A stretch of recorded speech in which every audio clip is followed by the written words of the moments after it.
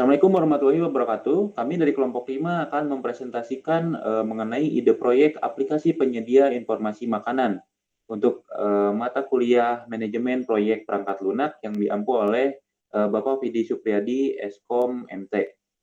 Oke, adapun anggota dari kelompok kami yaitu yang pertama ada Aryan Sopian, yang kedua ada saya sendiri Agus Padilla Hardian, yang ketiga ada Faisal Rahman, dan yang keempat ada Muhammad Ilhan. Nah, oke. Untuk ide dari aplikasi ini adalah konsepnya adalah menyediakan sebuah layanan untuk menampilkan makanan-makanan yang ada di suatu daerah tertentu, ya, khususnya di Sumedang.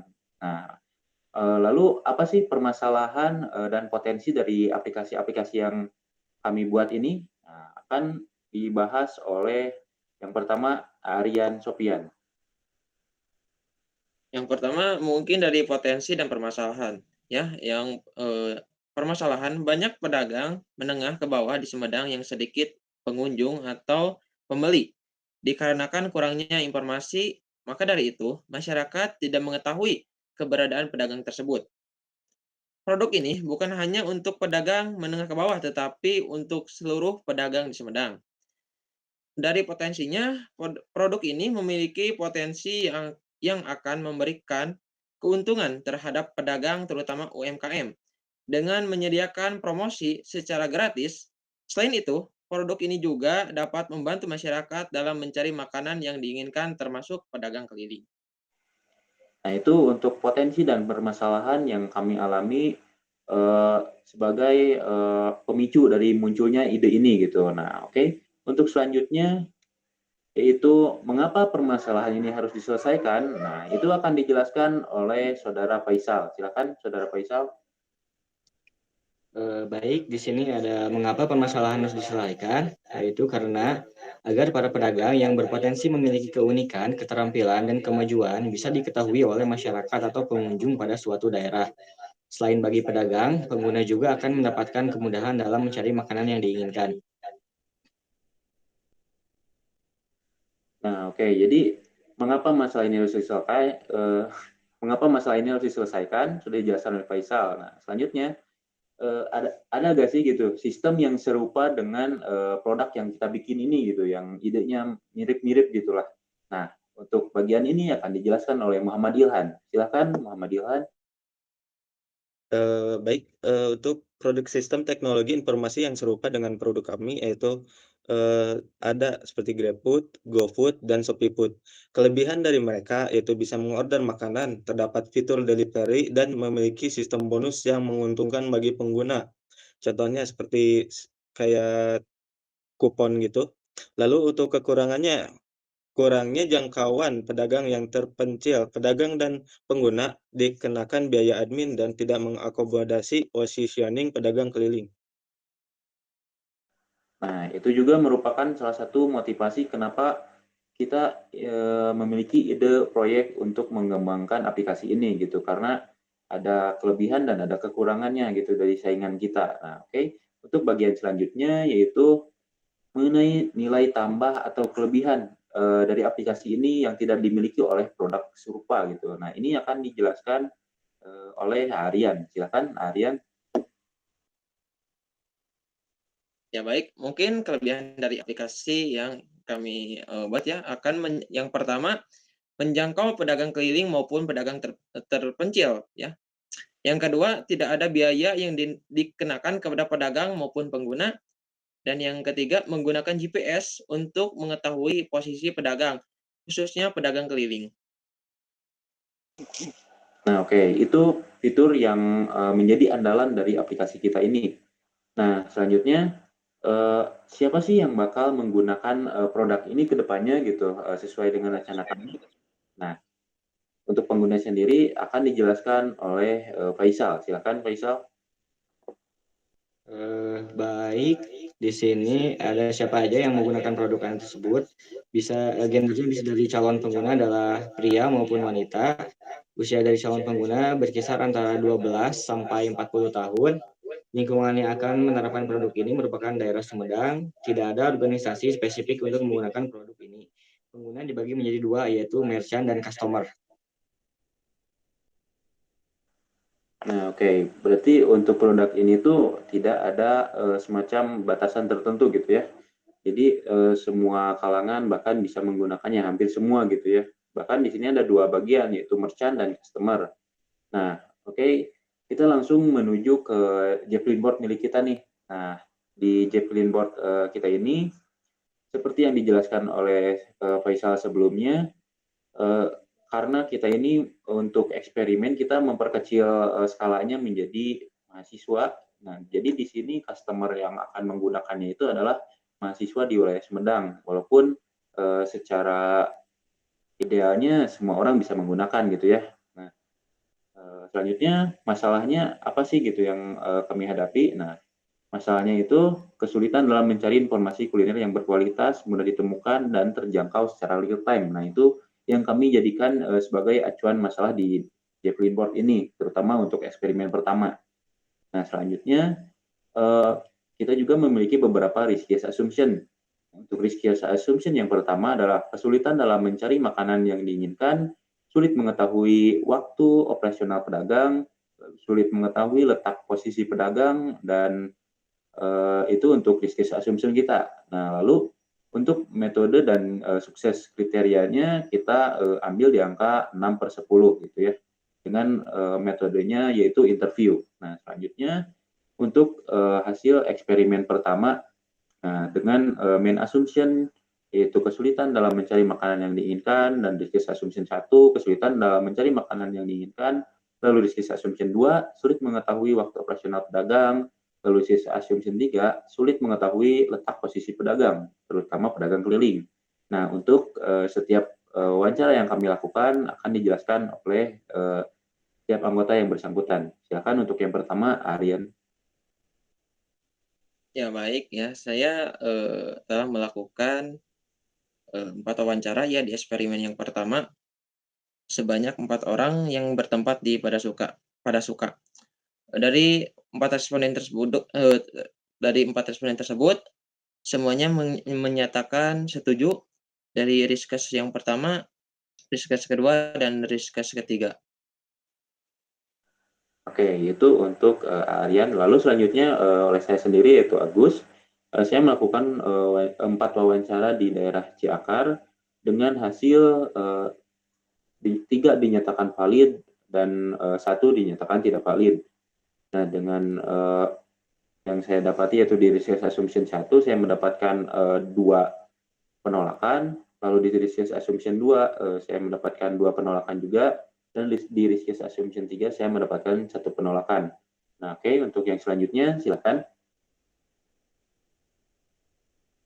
Selanjutnya saya total wawancara yaitu 2 yang bertempat di kampus. Dari total 2 responden yang pertama dari risk ke 1, 2, 3 dia menyatakan iya. Sedangkan dari responden yang kedua, risk case pertama dia mengatakan iya, risk case keduanya tidak, dan risk case ketiganya dia mengatakan iya. Oke, selanjutnya untuk wawancara yang selanjutnya adalah Muhammad Ilhan. Silakan untuk menjelaskan hasil wawancaranya. Baik, saya telah mewawancari di 2 tempat, yaitu bertempat di kampus dan Cimanggung.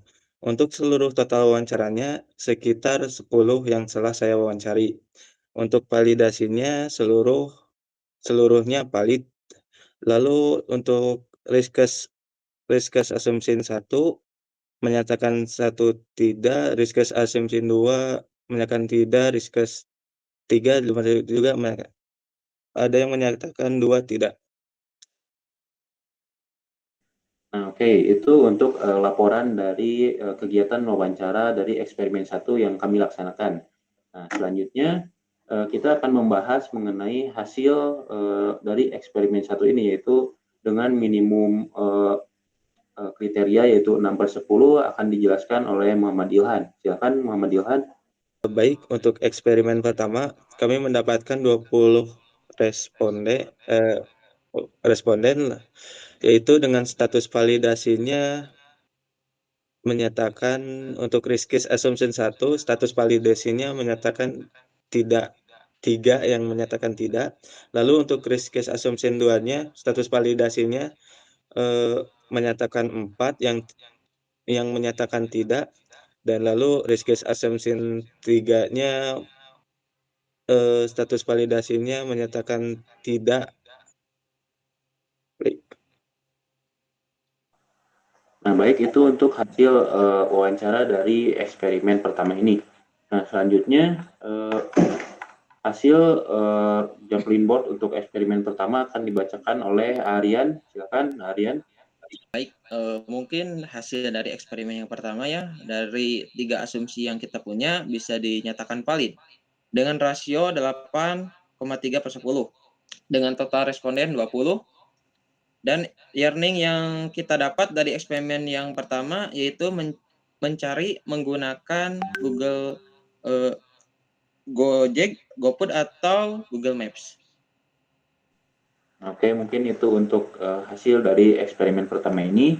Nah, lalu kita itu akan telah melaksanakan eksperimen yang kedua. Nah, untuk eksperimen kedua ini, Jeplin board-nya akan dijelaskan oleh Aryan. Silakan Aryan untuk menjelaskan Jeplin board dari eksperimen 2. Ya, baik. Nah, setelah kita melakukan eksperimen yang pertama ya, kita melakukan eksperimen yang kedua dengan target yang diwawancarai masih mahasiswa dengan kita permasalahan yang sama ya, dan kita sudah memiliki 2 solusi dari eksperimen yang pertama, dan selanjutnya mungkin kita akan dari eksperimen yang kedua ini akan menanyakan tentang asumsi pedagang kuliner yang berkualitas kurang diketahui oleh masyarakat ya, dengan rasio keberhasilan 8/10. Nah, oke, itu untuk awalan dari eksperimen 2 ini. Nah, selanjutnya kita melaksanakan eksperimen 2 ini sama dengan metode interview, itu akan dijelaskan oleh masing-masing pihak yang berkaitan. Oh ya, sebelumnya untuk main assumption dari eksperimen kedua ini adalah pedagang kuliner yang berkualitas kurang diketahui masyarakat. Itu untuk assumption-nya dan risk case assumption satunya. Oke, selanjutnya silakan Aryan untuk menjelaskan. Ya, di eksperimen yang kedua ini saya mewawancarai sekitar 7 responden yang bertempat di kampus. Dan dari 7 responden tersebut menyatakan setuju terhadap risk case yang kita ajukan terhadap eksperimen yang kedua ini. Oke, selanjutnya saya sendiri melaksanakan 7 wawancara, yaitu di 2 tempat, yaitu di kampus dan di Danau, dengan hasil validasinya valid sebanyak 7 orang gitu ya. Nah, untuk selanjutnya silakan Faisal.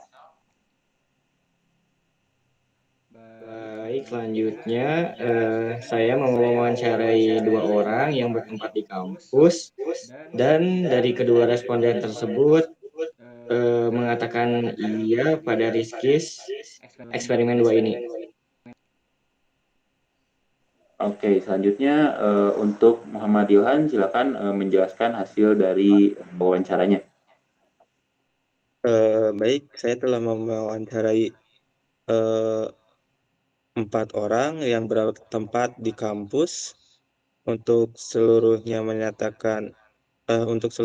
ada salah satu orang yang menyatakan tidak valid, lalu untuk problem validasinya ada 1 orang yang menyatakan tidak. Nah, baik, itu untuk hasil dari wawancara pada eksperimen 2 ini. Nah, lalu selanjutnya adalah menjelaskan bukti rekaman dari eksperimen 2 ini akan dijelaskan oleh Faisal. Silakan Faisal. Baik, pada eksperimen 2 ini bisa dilihat dari total nama interviewnya ada 20, dan pada yang bisa dilihat pada nomor 15, dia status validasinya tidak, karena pada wawancara yang kedua ini dia mengatakan tidak pada detik ke-55, sedangkan 19 lainnya status validasinya iya bisa dilihat pada PowerPoint-nya bukti rekaman validasinya sudah tertulis pada detik berapa mereka mengatakan iya atau tidaknya. Nah, baik, itu untuk hasil dari eksperimen kedua ini. Nah, setelah menjalani 2 eksperimen, kita pun mendapatkan sebuah kesimpulan untuk Javelin board-nya. Nah, untuk Javelin board kedua ini, di eksperimen kedua ini akan dibacakan oleh Aryan. Silakan, Aryan. Baik, baik. Dari eksperimen yang kedua ini ya, kita mendapatkan satu solusi lagi ya. Solusinya itu berkeliling mencari makanan yang diinginkan.